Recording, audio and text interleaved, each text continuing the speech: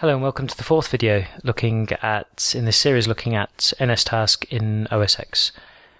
So in this video carrying on, we're going to now implement inside our app delegate. We're actually going to specify a task so that we can actually do something with a task. So I'm just going to import now the BF our task header, and then we're actually going to define inside the implementation here then an object called the task, which will be our task, and then just down here inside application did finish launching, we can then set up the task or allocate and initialize the task in the normal way. So just say bf our task and alloc and call init as well.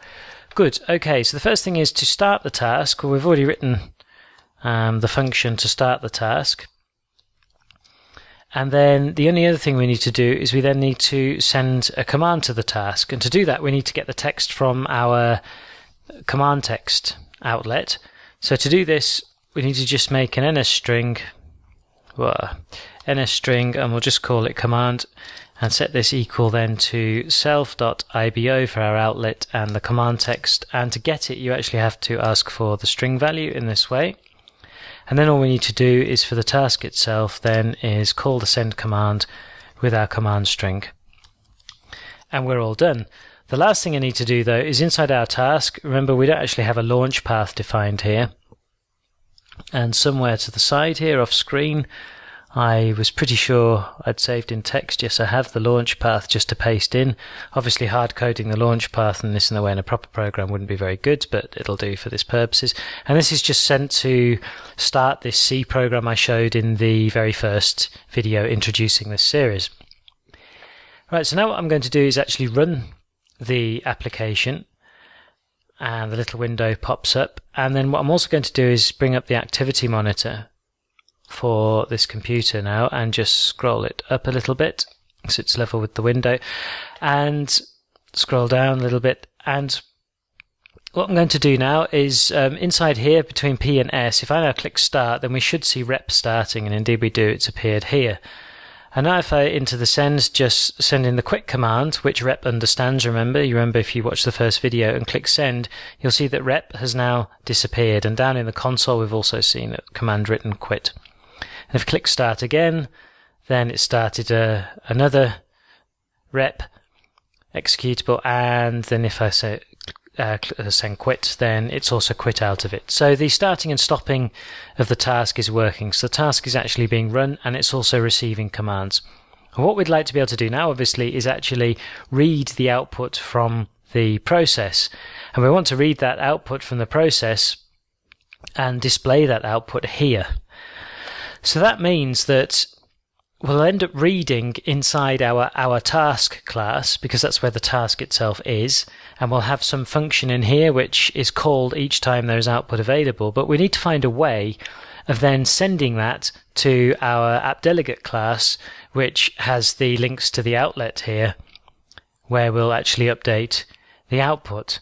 And the question is, how do we do that? And again, I'm not sure which level to pitch this. I mean, you're probably, if you do a lot of GUIs, extremely familiar with how this is done. But there are a few ways, but I like doing it using what's called, what's using a protocol or a delegate. So the way this is done, we define a delegate, and a delegate is simply, it's a bit like an object, but it just has some functions. And anything that's said to implement this delegate implements those functions. So the best way to describe it is actually to do it step by step. So down on the bottom left, I'm going to make a new file, and it's going to this time be of type Objective-C protocol, and I'm going to call it BF task output, and let's call it task output protocol. And a protocol is simply, just as when you have a protocol that say a program has to obey with certain commands, a protocol contains functions that anything that uses that protocol has to implement. So I make sure that the target's set here, hit create, and our protocol file is created. And inside protocol, I want to create in this protocol just one function, and I call this function read in response. Oops, make a capital R there. And I want to take here, obviously, the string NSString, and I'll call that NSString response. So all that's going to happen now is I'm going to say, okay, this is a protocol. So like I said, it's just say a specification. Anything that implements this specification has to contain the functions inside it. So if I go to the app delegate now, and just below the Cocoa here, import our protocol header file, I now want to be able to say, okay, the app delegate is going to be something that implements this protocol, which means it has to have inside its implementation file this read response function. So I'll just make some space down the bottom here to scroll up. And what I now need to do is actually specify this response. And now when I type void here and then close the brackets and then an R, it should, and an E and an A, yes, it already has the read in response here. It already knows, because we're implementing that protocol, that this function is meant to be described inside the app delegate here. So now we've got our read in response inside our app delegate file. What we can then do is declare inside our task, we can declare an object, and the type of the object is of type ID. And each object, as you probably know already in Objective-C, has a unique ID. And all we want to say is it doesn't matter what type the object is, but this object is going to implement our protocol. And of course I need at the top here to import the protocol file. So we're going to have something of why is it saying? I'm just wondering why it says it can't find the file. Okay, everything's okay, good. So it's saying it has an object. It stores the ID of the object. It doesn't matter what the object is, and we'll call this a delegate. But this object implements this protocol, which means when the task has some output available, it knows that on the delegate it can call a method called readInResponse and send the string that was at the output to that method. And then the delegate, which in this case will be our app delegate here, can simply then inside readResponse receive that string and do whatever it wants, which in this case is put the string up to the GUI. So the only other thing I want to do in this video before in the next video I actually wire all this up to a finished application is actually make a function called setResponseDelegate here. And this is then going to take in this ID and output protocol in this way. Oops. So I'm checking over the brackets right here and the delegate.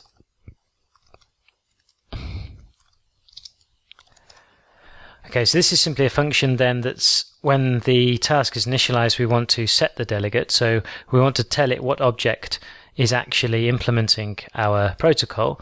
So then we'll set our delegate then equal to the delegate. So the only other thing we need to do is, oops, actually I've forgotten, we need to of course set this function then visible to anything that contains one of these objects, so outside the class, like so, in the header here for bfrtask.h, and which means I also then need the protocol header file. I'm just going to cut that out of the .m file and drop that into the .h file like so, and save. Just build, check everything's okay. And now we need to go into app delegate, and we need to tell the task that its delegate is actually the app delegate. So we can say the task and then set response delegate here, and we simply say self, because our BF app delegate class is something that implements the response delegate protocol. So that should be fairly clear. Just once more, the app delegate has this function called readInResponse, which is contained by anything that implements this protocol. So when app delegate then calls this set response delegate on the task, well, it's got set response delegate, and it contains a delegate object which simply holds the ID of any object that implements that protocol, which in our case is our app delegate object, which is implementing that protocol. Which means when our task has some input available, it will simply call the readInResponse function on the delegate. and then we'll update our UI from there. So hopefully that's clear. And that's it for this video, because it's gone on long enough already. And in the next video, we're actually in a situation now where we can tie everything together and see the finished program running. So thanks very much for watching. Comments, questions, criticisms, welcome as always on YouTube.